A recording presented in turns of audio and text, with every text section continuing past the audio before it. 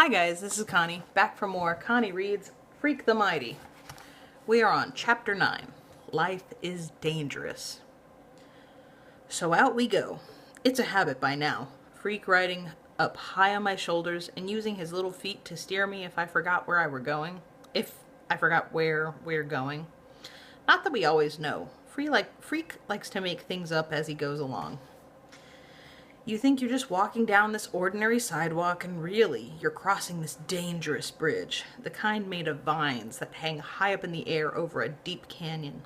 And when Freak makes it up, it seems so real. You're not afraid to look down or you'll get dizzy and fall off the sidewalk. Oh, you are afraid to look down, or you'll get dizzy and fall off the sidewalk. Don't ever look down, he says. Just keep your eyes closed. And then he puts his hands over my eyes and tells me to keep walking straight. 1 foot, he says. Now the next. I'm fighting to keep my balance, and his hands are making me dizzy. 1 more step, Freak says. Steady, steady. Now lift up your your foot. There, we made it. And he takes his hands away, and I see we've crossed the street. Go east, he says when I get to the end of the block. That way, mighty steed, yonder lies the east. I go, how do you know which way is east? And then something is glinting in my eye, and Frink is showing me this little compass. The official Cub Scout compass. That's a clever disguise. So you don't know how valuable it is, he says. Oh. I didn't realize I was talking to him. This is actually a rare and valuable artifact passed down for generations. Lancelot used it, so did Sir Gawain, I don't know how to say that. And for the time, the Black Knight kept it on a chain next to his heart. I go, so the Black Knight was a Cub Scout, huh? And Freak laughs and says, that way, we go to the east on a secret mission. We walk for miles, way behind the pond and the playground and the school. And for a while, we're going through this really ritzy neighborhood of big white houses and blue swimming pools. Freak keeps saying stuff like, that's the castle of Avarice, and yonder lies the bloated moat. And when we go under the trees, he'll say, proceed with caution, or all clear, depending on how low the branches come down. We must be east, I say. Have we got to yonder yet? Because my stupid feet are getting sore.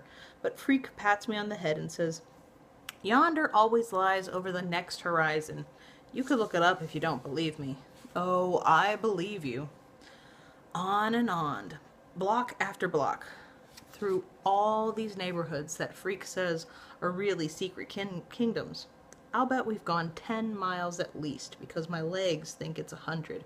And even as light as Freak is, he's starting to feel heavy. We're almost there, he says. Turn at the end of the block. Where is it we're going? You'll see, he says, and you will be amazed. Ahead, there's this busy intersection, cars whizzing by, and it all seems sort of familiar. Can we stop for a Coke? I said. Grim gave me $1. Big deal, but we can split it. Freak goes, then that shall be your reward, faithful steed. Tinted sucrose and bubbles of air. Onward, onward to the fortress. It turns out the fortress looks like part of a hospital, which it is. The regular hospital is around in front, and there's this new building added on out back. Medical research, it says over the door. And I know because I made Freak spell it out. Does that mean they do experiments and stuff? Freak says, indeed they do. What kind of experiments, I ask. Can you keep a secret? He says, do you swear on your honor? Sure, on my honor. Freak is really excited. He's shifting around on my shoulders so much, I'm afraid he'll fall off. That's not good enough, he says. You need to swear by blood. You mean like cut myself? Well, no, he says. And you can tell he's thinking about it real hard. An actual incision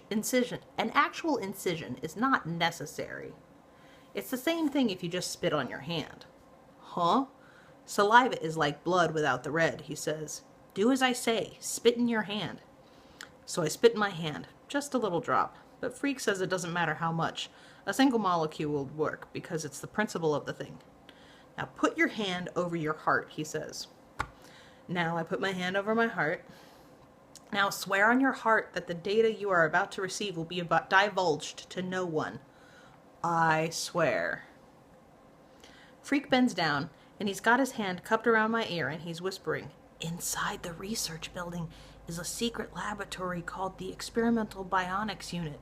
The unit's mission is to develop a new form of bionic robot for human modification." "What's that?" I say. "Shh! Speak of this to no one. But at some future time, as yet undetermined, I will enter that lab and become the first bionically improved human." "I still don't know what it means," I say. "Bionics? And please don't make me look it up in the dictionary." "Bionics," Freak says, "that's the science of designing replacement parts for the human body." "You mean like mechanical arms and legs?"